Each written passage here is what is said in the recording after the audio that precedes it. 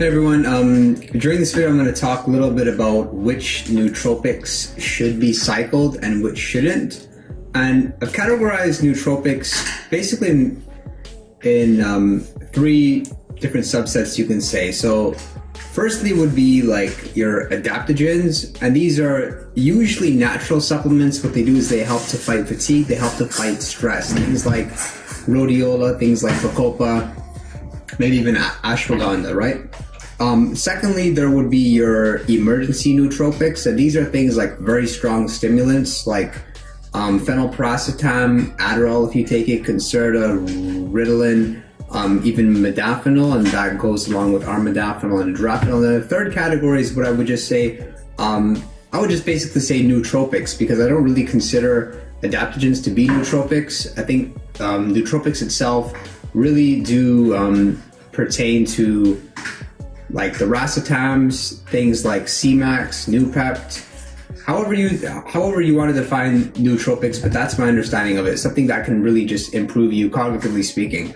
The adaptogens, I don't recommend that you would cycle them. There's really no point. You won't notice any, or at least it's been my experience that when you take time off of them and you introduce them back into your stack, there's really nothing that occurs that tells you that, okay, my reuptakers are different now, I'm more sensitive to it. It hasn't been my experience. My favorite are rhodiola, again, ashwagandha, bacopa. You could even say L-tyrosine, although L-tyrosine is more of like an amino acid. So I would say those are not worth cycling. Of course, with your emergency your emergency things, you definitely do want to cycle those.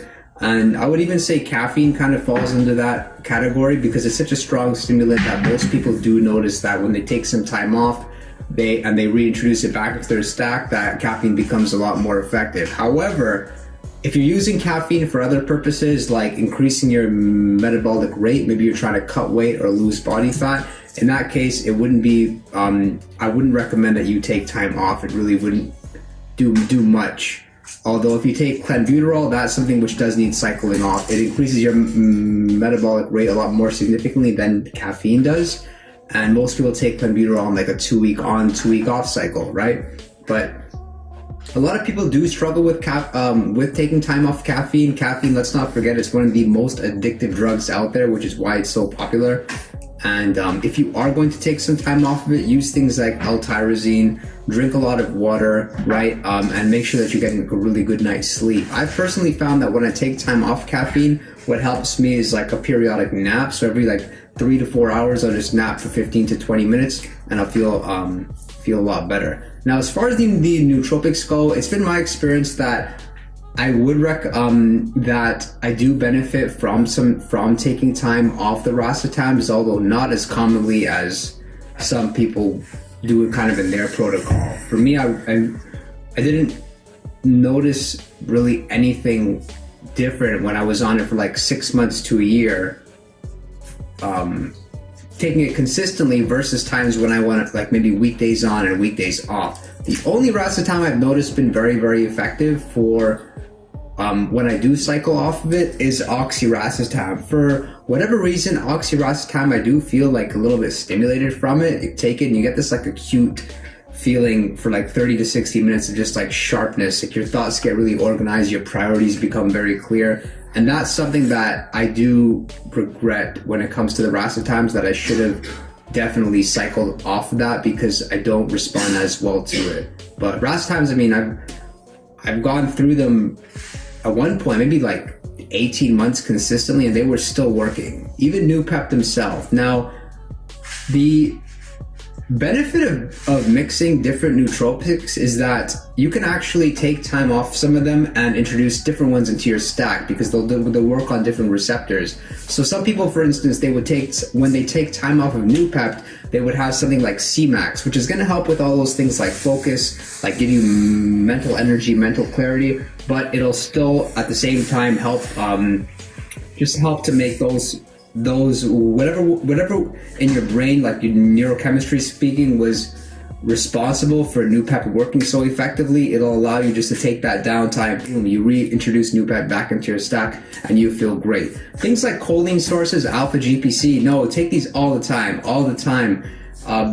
with choline, it's something that most people don't get enough of, especially if you're somebody that's really involved in like cognitively demanding tasks. If you're like multitasking a lot, or just really focused on something and getting something done, I would recommend you take a lot of choline. However, if you are taking alpha GPC is the one choline source where you can actually take too much and you'll get some brain fog out of it. So alpha GPC is, I've always found that fascinating, that you really do have to find that kind of sweet spot for you. For me, it's like 300 to 400 milligrams every few hours. And when I'm not taking alpha GPC, I can definitely feel it, because there is that like synergistic effect with the racetams.